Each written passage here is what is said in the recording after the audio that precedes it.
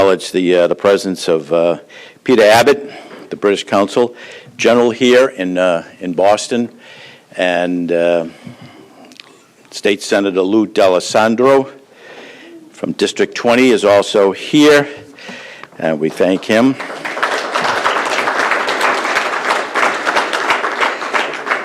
And I also want to thank our good friends at BAE Systems, represented again this morning by Tom Bishop, who is just a real gentleman and a joy to work with.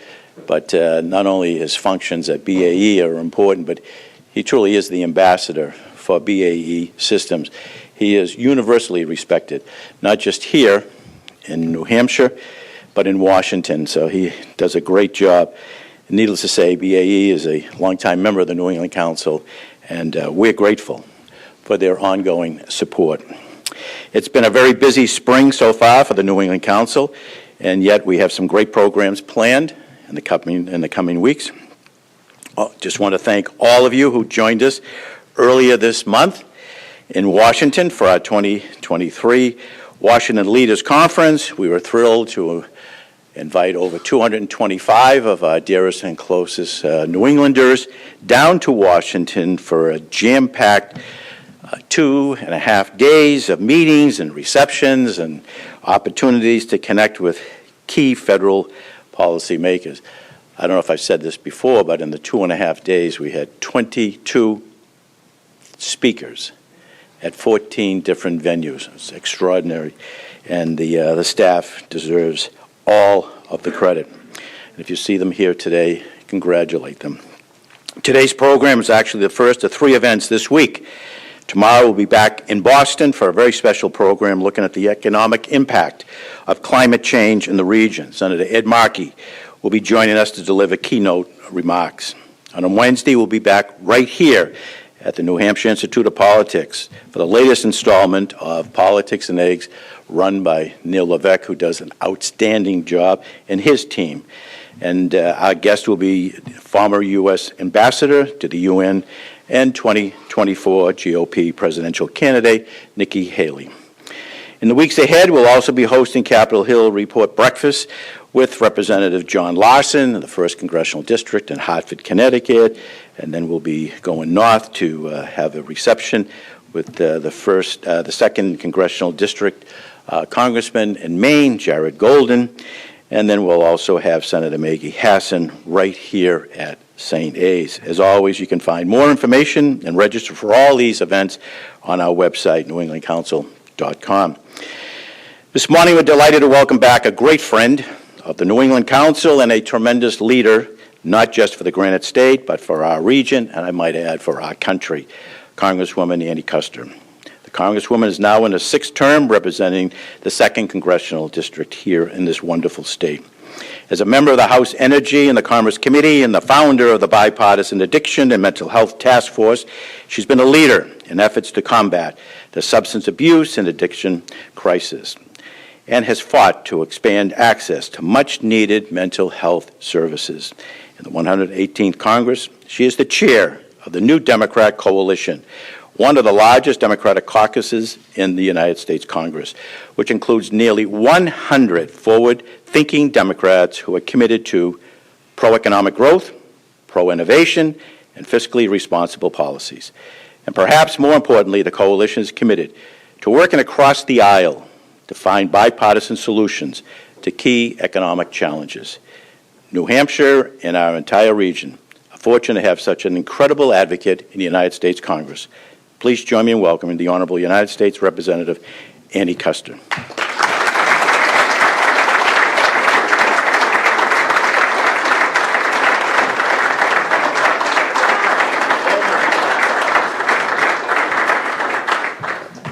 Thank you, Jim. I'm teasing him. That was over the top. Thank you so much. Wonderful, wonderful to be with the New England Council and to see all of you here today. Thank you to Neil Levesque. And thank you, Neil, for changing up some of the pictures with the first in the nation all-female delegation. and the first in the nation female vice president. So this is looking good. All right. Well, I'm delighted to be with you, and thank you for that very kind introduction, Jim. And thank you for mentioning I am the chair of the New Democrat Coalition. And on the way down, I was thinking. The New England Council and the New Dems have a lot in common, and I think finding that sweet spot where people can come together around jobs and opportunity and growing the economy and working across the aisle is the most productive place that I can be for my constituents, for our region, and this week for our country. So we've got a busy day today with the president meeting with the Speaker of the House, and New Dems will be at the table. We've been on the phone all weekend and laying out the parameters of what that deal is going to look like, and I'm happy to get into that a little bit later in my remarks. So thank you for being with us, and it's exciting to say that for more than 100 years, the New England Council has brought together business leaders and elected representatives here in New Hampshire across the region to really deliver results for our economy, for our constituency. We have a very vibrant region, and we have a very strong delegation in Congress. Richie Neal, chair of the House Ways and Means Committee, or I like to call him the chair. Now he's the ranker. But Ways and Means is our dean, and we also have Jim McGovern, was chair of Rules, now the ranking on Rules. Rosa DeLauro was chair of Appropriations, now the ranking on Appropriations, and just incredible depth. And my roommate and very, very dear friend, Catherine Clark, who is now our minority whip, Democrat whip, and soon to be, I hope, the majority leader of the United States Congress after 2024. So our life has gotten very exciting. We now have a detail, and we went to the Celtics, bless their soul, Game 2, and we had a very, very good time, but we found out that the head of her detail is from Miami, so it was a little tense. We had fun. So I'm proud to be a part of this tradition. Thank you for having me with you, and there's so much to talk about, so I'm going to try to fly through an overview, and then the best part, we'll get to the questions, what's on your mind. We like to call ourselves in the New Democrat Coalition the Can-Do Caucus. And as chair, I'm focused across the board, but particularly right now, on building this bipartisan consensus to address all of the issues that are going to make a difference in our constituents' lives. Strengthening U.S. leadership in the global marketplace, that's a very big issue for us, and obviously a lot of moving parts right now vis-a-vis China and Russia and the war in Ukraine, and all of the work that we accomplished last session, the CHIPS Act. We're talking with BAE about federal funding. One thing about the New Dems, just so you kind of get a sense of it, so it's 100 members. We come together every week for lunch, and we have lunch and speakers. Right now, we're going steadily through the cabinet. So we had Secretary Raimondo, another great New Englander, talking about Department of Commerce, talking about all the funding that's going out for CHIPS. I had the chance to visit a company called Onsemi right here in Hudson, New Hampshire, that's going to be building the microchips of the future, and obviously a lot going on at BAE. And so I'm excited about the work and the quality of the jobs that are going to be coming here and our role in the supply chain and in the infrastructure going forward. Number of the other issues that I'll get into, expanding affordable housing. Obviously in New Hampshire, that's one of the top issues. We have I think it's a 0.1% vacancy rate in most places across the state. It's not one pocket or another. It's pretty much everywhere you go. And so we've got to work on that in order to fulfill our workforce needs, as well as just quality of life for families here. Combating climate change, obviously that's kind of an overarching theme for everything we're doing, trying to find that sweet spot of, again, growing the economy with good jobs, new technologies, saving the planet, saving this beautiful state that we care so much about. And so that's been exciting. And then making sure that American workers are prepared for this future, prepared for the economy that's coming, and prepared for the jobs. And so education starting, I have a bill on STEM education for preschool. It's a thing. And I've told you this story many times, but my younger son, Travis, coming home in the 7th grade to say, "Mom, I'm studying engineering." And I was like, "Really?" And sure enough, it was the project, the program that Governor John Lynch brought in, and Lou and others, I'm sure, in the state legislature were involved, called Project Lead the Way. And we were educating science and technology educators through the community college system. And Travis went on to study engineering all the way through Hopkins High School. He graduated in a class of 83 kids. 3 of them went to Dartmouth, or 2 of them went to Dartmouth, and he went to, he has 3 degrees now from the Thayer School of Engineering. He and his professor have a new technology and invention that he has spent the last 8 years launching. And I look back on this, and it all started right there with those very first CAD, computer-assisted design. And so how can we light a spark under these young minds all across the state and get them into some incredible positions? Just an aside, Tom, one of the programs that I'm most proud of in New Hampshire is Nashua Community College and a BAE partnership on what's the word for it again? Microelectronics. Yeah, and it's unbelievable. They're building the computer chips. And when they say micro, you spend the day in this high intensity lens. Anyway, we got the funding. It was federal funding for a grant at Nashua Community College. Put it together. BAE provided the teaching. We have, couple of dozen in each cohort, and it takes them, how many weeks? 12 weeks? About 10 weeks. And they come out with this training. I got to tell you, there is not a dry eye in the place at that graduation ceremony. It is single moms, single dads, people that have been couch surfing, didn't have a place to live, new Americans, the one I went to, all kinds of regalia, proud parents and family.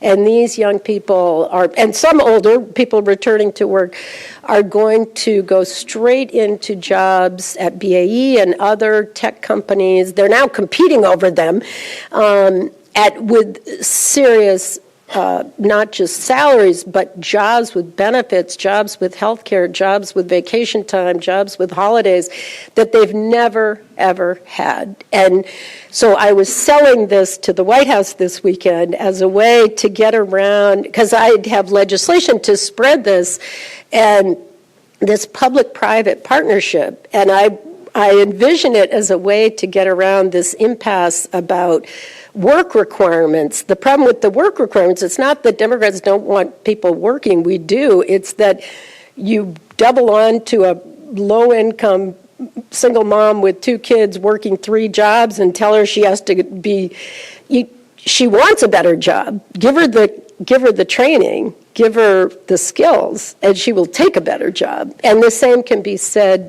Dartmouth Hitchcock and nursing. We have such a shortage of healthcare workers.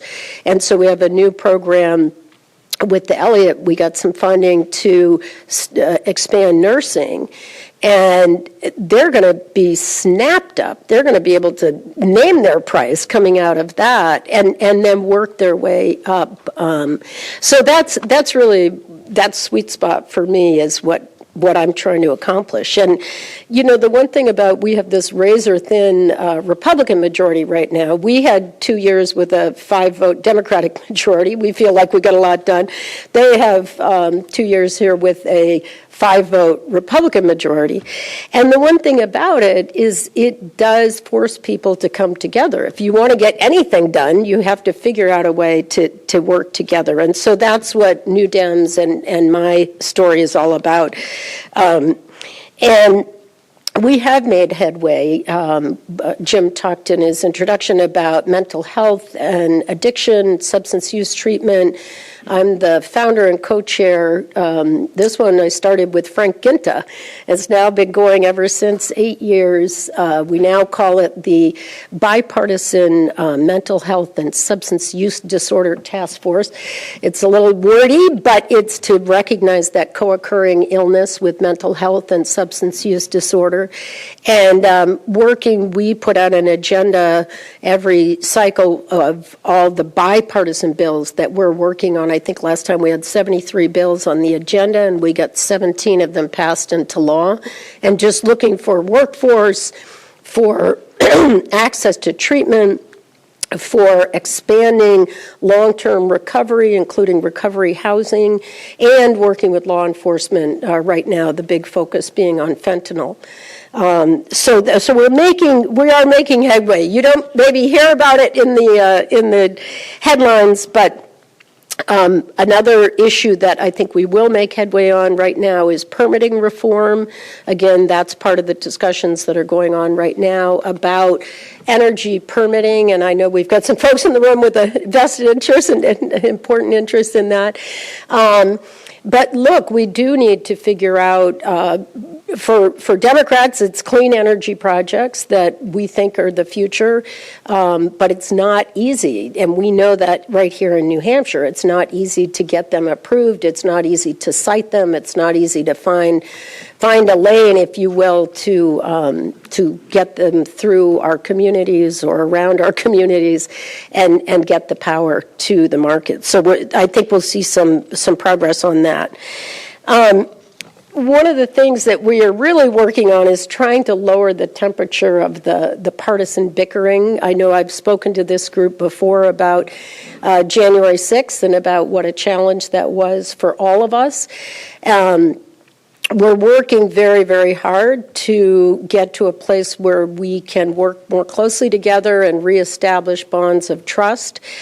It's not easy. It's a very hyper-partisan world that we're in, and a hyper-partisan media environment that rewards the loudest and the shrillest and the most extreme. And so one of the conundrums for me is that you don't hear about the work that people like the people in New Dems and our counterpart on the Republican side is called the Republican Governance Group, and that's about 75 moderate, pro-growth, pro-jobs Republicans, but they also get shouted down in their caucus. And so finding opportunities, even just social opportunities to come together, it was a challenging time for the past 2 years, and I think trying to rebuild those bonds is really important. So let me just talk to you about the debt ceiling. We have to get to yes, and preferably early this week, but at least this week. And what you've been watching that's not easy to watch from the outside, you have the parties coming together, the parties pulling back, the parties coming together, the parties pulling back. Not unlike negotiating with toddlers or teenagers, but a little higher level, obviously. But, you know, that give and take, that sort of I'll give a little, you give a little. So let me try to lay out for you what I think the parameters of a deal could be. And, you know, you can read the news this week and say she was all wet, or wow, she was pretty close. The number one thing is the top lines. We live by the top lines. So what that means is the total budget numbers, and we have a defense number and we have a non-defense number. And I had a funny discussion with Brian Grip. We were reliving the congressional race of 1980, for those of you who've been around a while. And it was Jed Gregg and my mother, Susan McLean, and Charlie Bass. And it was 9 people that we get up at. It was a big primary when Jimmy Cleveland stepped down after 22 years. And what I laughed about is I had come home from working in D.C. to be her driver, and so I was there for all of these debates and discussions, and the issues were exactly the same as what President Biden and Speaker McCarthy are going to try to sort out. And that is that the Republican position in that primary was increase defense spending, lower taxes, and balance the budget. And my mother, being on the moderate end of the spectrum, her kind of Republicans don't even exist anymore, but she said, well, I didn't take new math, but that doesn't add up to me. And I feel like we're just revisiting the exact same thing because Speaker McCarthy's position is, and many of the people in his caucus want to increase defense spending, and Tom and I and all the folks at BAE, I've been a strong supporter. There's a reason they put all these jobs in every congressional district around the country. And then lower taxes. There are certainly Democrats who would like to talk about closing tax loopholes and talk about revenues in this conversation about future spending and future revenues. And then, of course, balance the budget. And where I am on this is that I know that for my constituency, these are precious tax dollars, that every tax dollar should be spent wisely or shouldn't be spent at all.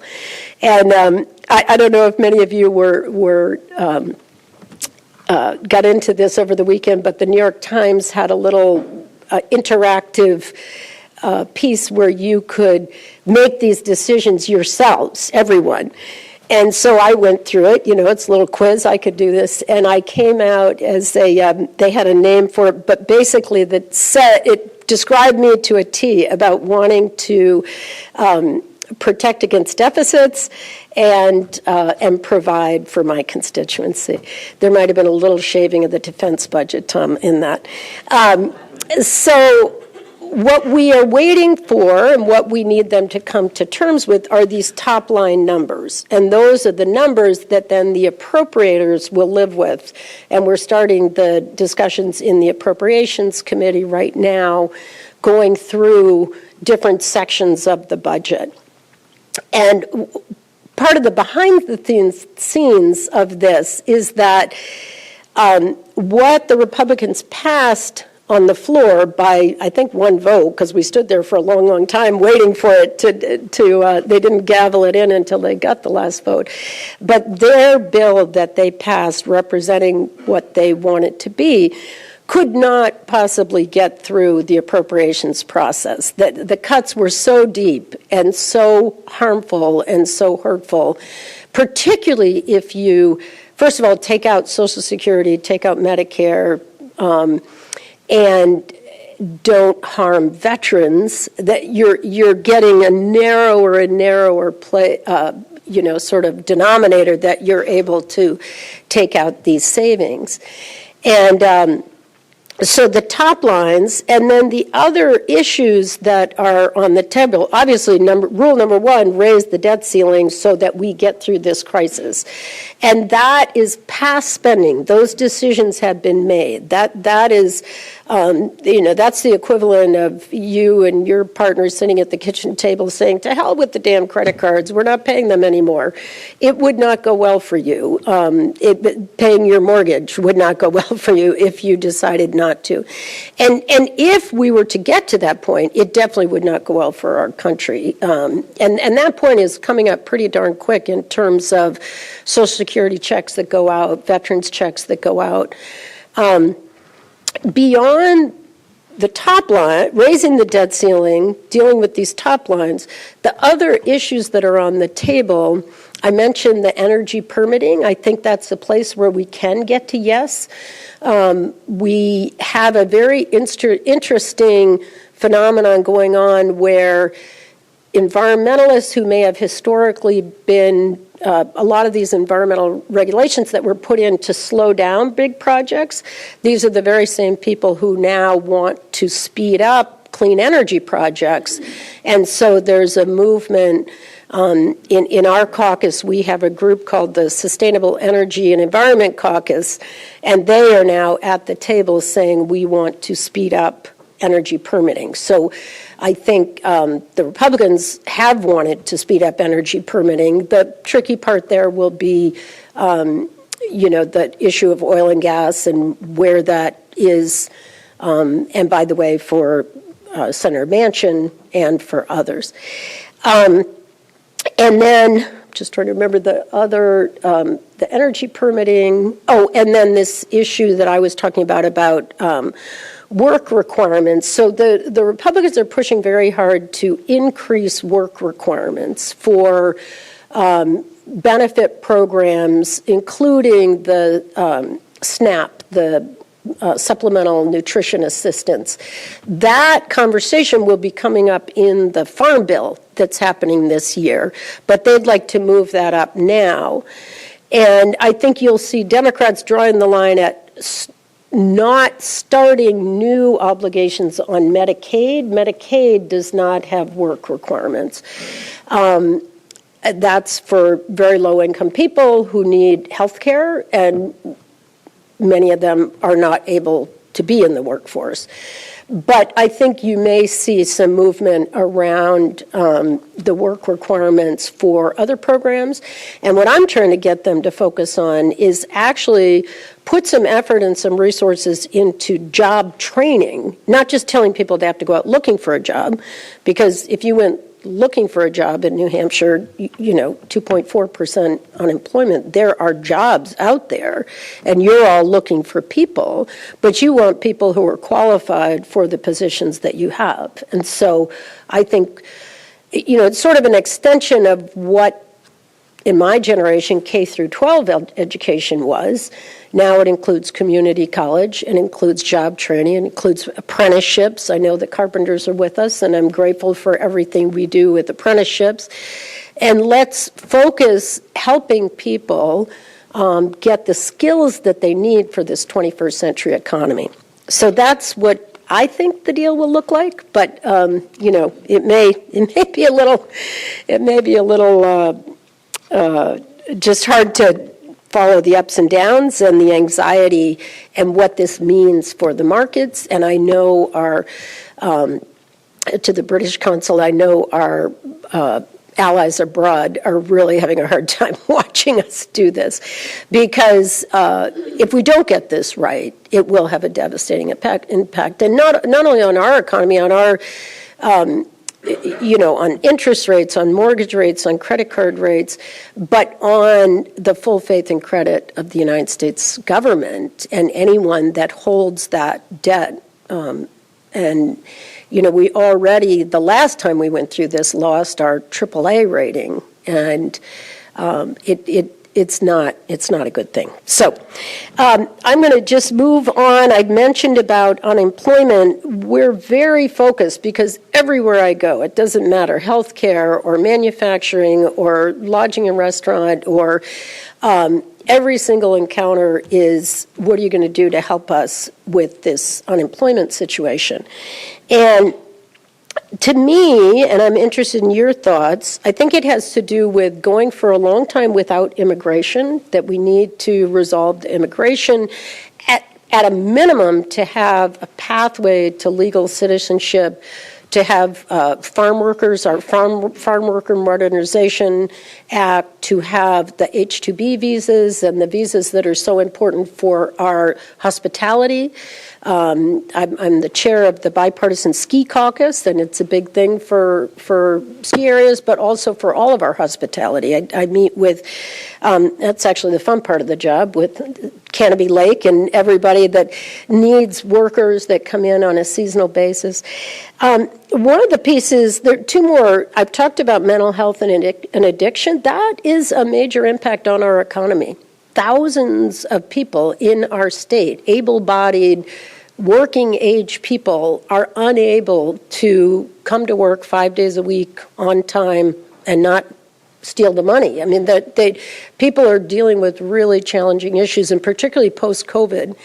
And so I know many of you as employers are more involved in that space than you ever would have guessed. But it's really important to provide access. It's one of the reasons why the Medicaid expansion is so important. It's really important to give people access to prevention and wellness and therapy and medication and whatever it takes for them to be able to participate in our economy and take care of their family and be solid citizens and pay their taxes. And so I believe in it strongly from my heart, but also from my head. I talked about affordable housing, critical. I know up in the Upper Valley, certainly in the southern tier, people are driving half an hour, 45 minutes, an hour. We've had a lot of conversations with Fidelity and others about trying to get people back to work. It's very hard on a family to be driving 10 hours a week and not, I can say as a working mom, you either want to be with your kids or you want to be at work, but you don't want to be sitting in the car by yourself for 10 hours a week. Your family literally can't afford that. But you want to have a good paying job. And so I think working on housing that's affordable, that's available, that's accessible, and that's in the right place so that they don't have to spend half their week just trying to get there. And then expanding access to affordable childcare. And this one has always been near and dear to me, but it's just a tough nut to crack. And it got worse during COVID. We lost 12% of the women in the workforce during COVID, and only half came back. And it's because we literally do not have the slots, and if you can find one, it'll cost you $12,000, $14,000 a year. You can't afford it. You could just as well send your child off to college as send them to daycare. And so we've got to find a better solution around that, and I know a lot of employers are. All right, let me wrap up. I mentioned we're talking about the Farm Bill, talking about access to affordable health care, and we have a number of healthcare people in the room, and thank you for all that you're doing. We can get into that in the questions. I mentioned the CHIPS Act and the jobs that can come here from that. And mainly what I really want to focus on is just New Englanders and how we're inventive, entrepreneurs, tenacious, we work hard. I'm so proud of New Hampshire. A surgeon friend once said to me when he moved up here, he said, when I worked in Rhode Island, people would come in and say, for a workers' comp claim, Doc, can you keep me out of work? Can you give me another week out of work? And he said, when I came to New Hampshire, he said, people would come in and say, Doc, can you get me back to work? I got to get back to work. And he just couldn't believe it. And I think it's true. I think people here work very, very hard. We have some of the best employers in the state right in this room, and we're grateful for that. Higher education, hospitals, our nonprofit sector is second to none. And it's just an honor to represent you. Great to be with you. Sorry I went on, but there's a few crises in the air, so happy to answer questions. Sorry I went long. Yeah, that's all right. We have a few minutes for questions, and I think a student may at St. A's might have the mic. So when you raise their hand, just be patient, and he or she will come. Maybe we could just talk about the debt ceiling. Democrats have been pushing all along one clean vote. Yep. And obviously, we've changed our strategy. That's not going to happen. There's going to be some... I think it'll be a clean vote. I think there will be another vote simultaneously. I think, no, seriously, in all seriousness, there will be a lot going into how this gets done.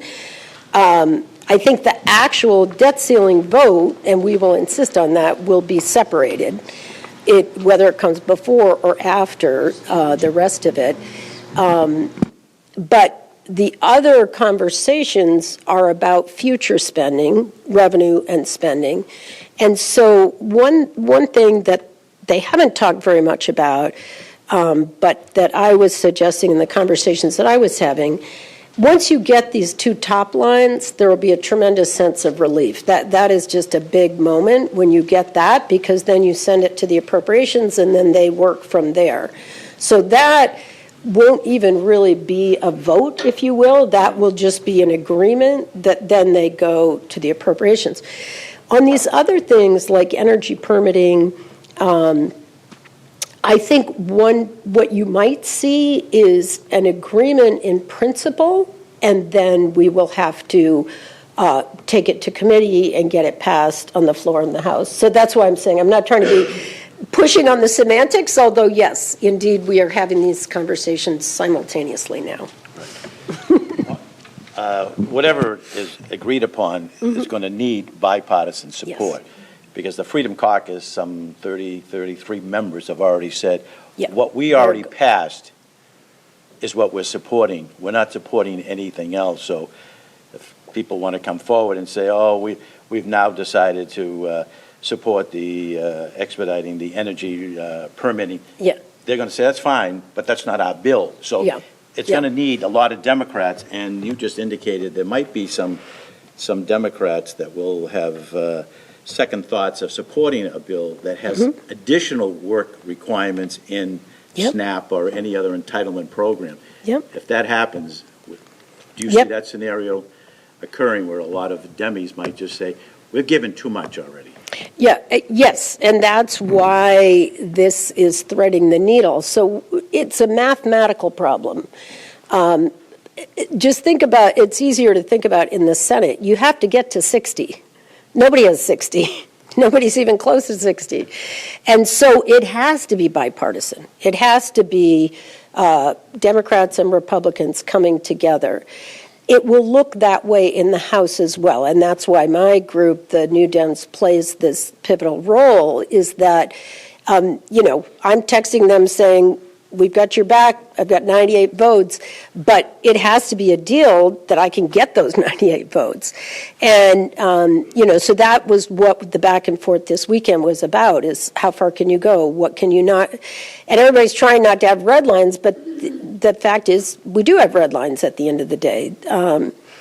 There's a sort of Damocles hanging over us. I think moderates in both parties want to get this resolved. We don't want to threaten the economy. We don't want to start to have the markets. It's bad enough dealing with the banks and what they're going through. So a vote to look at that I always keep in mind, the NDAA, it's from the middle out. So that's our defense authorization bill. We have progressives who have never voted for it, and we have conservatives who won't vote for it.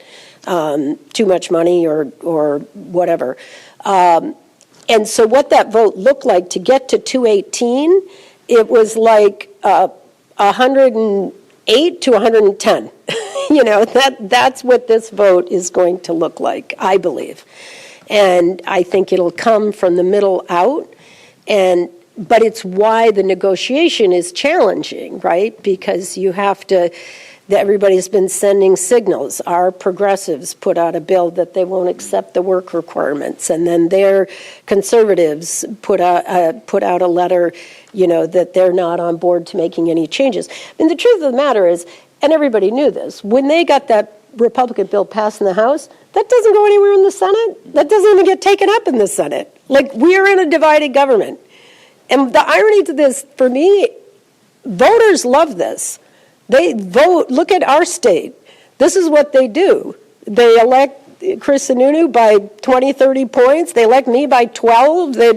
Maggie by 10, Chris by 8. Then they have a Republican legislature by 1 or 2. They think they love this, but it's not that pretty when it's actually happening. It's very tricky. One other item that the Republicans have indicated they'd like to see the Democrat support is the unspent COVID funding. Is that something that's on the table with your colleagues to say, you know what, that might be something we could entertain? Yes, and that's one where the devil is in the details. Because at first blush, it's like, oh, if we didn't use the money, sure, put it back in the pot. There's really, my understanding from people who are deep in the weeds on this, there's really not money that doesn't have an intention to be spent, if you will. this is probably the first time in 3 years that I've spoken to this group without spending a lot of time on COVID, but it's a miracle that we got through that and that we got over that and all your companies got through that and that our economy is as strong as it is. But we had to put out a lot of federal funding for PPE and PPP and, all the things that kept our economy going. And so some of those commitments are made. People are expecting to be paid. Vendors are expecting to be paid, but they haven't been paid yet. And that's the problem with that one. It doesn't make as much of a dent. It's more symbolic. Symbolic. Yeah. Tom Similak from John Hancock. Thank you, Mr. President. Congresswoman, congratulations on your role with the New Dems. I think that's really important. You've talked a lot about bipartisanship. I was curious if you had thoughts, whether it's on the debt ceiling or just in general, if you would like to hear more from the business community and what the business community could do to help you achieve bipartisanship to get things done. It's crucial right now in the debt ceiling. It is absolutely crucial.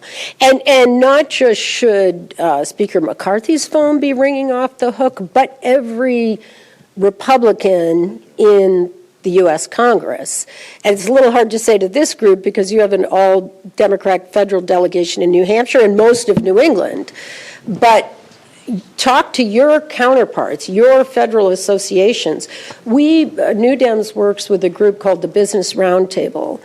And we have been begging them, get those phones ringing, because it can't surprise anyone that this is a major threat to our economy. And we need the business community to step up and say, this will be very disruptive for us and for the ripple effect through the economy. And that's what has surprised me the most in all of this, is that there's not more urgency on the Republican side.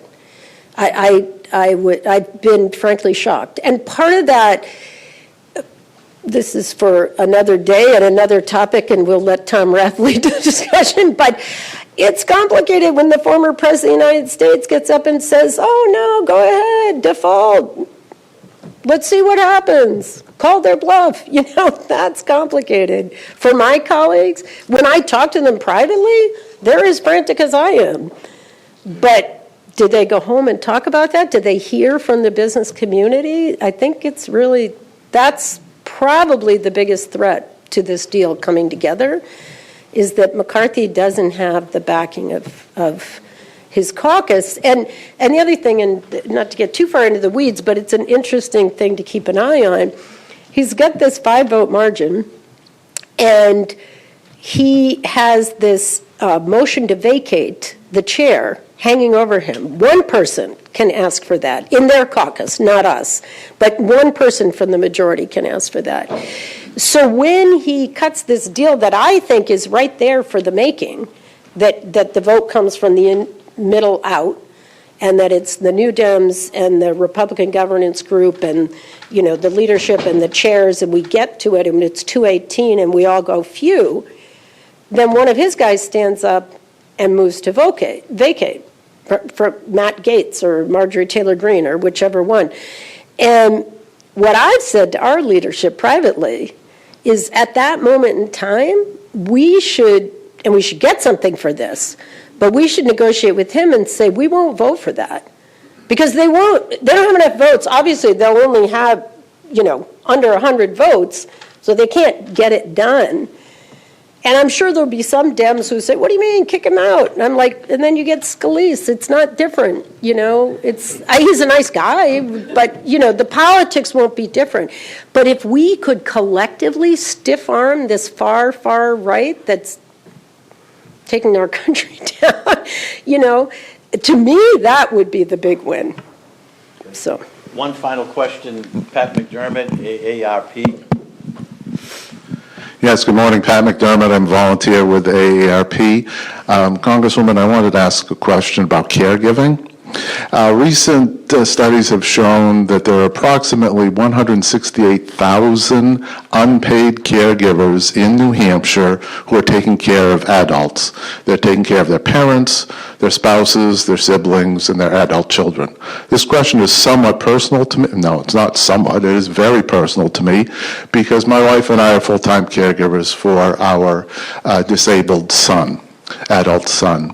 The question is, you know, we've had to make sacrifices willingly to take care of our son. I took early retirement to be home with him. My question for you, Congresswoman, is what can you do to help caregivers like us? Yeah. And by the way, I should have mentioned this with the very low unemployment. There's so many people who can't be in the workforce because they're home caring for not just children, but seniors. And you know, in our family, we went through this with my mom and Alzheimer's and how challenging that is. It will be a sea shift in how we approach this because we have historically considered that to be free.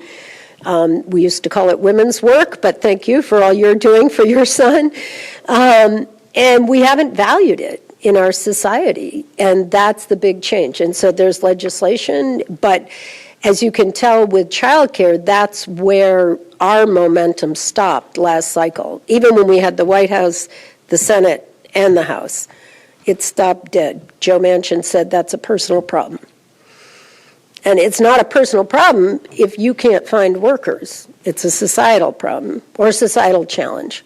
So I'm with you on this, but it's going to take people like you standing up at meetings like this to talk about it. So thank you. If I could just add, the fastest growing occupation between 20 and 30, 2020 to 2030, is personal care attendants. Yeah.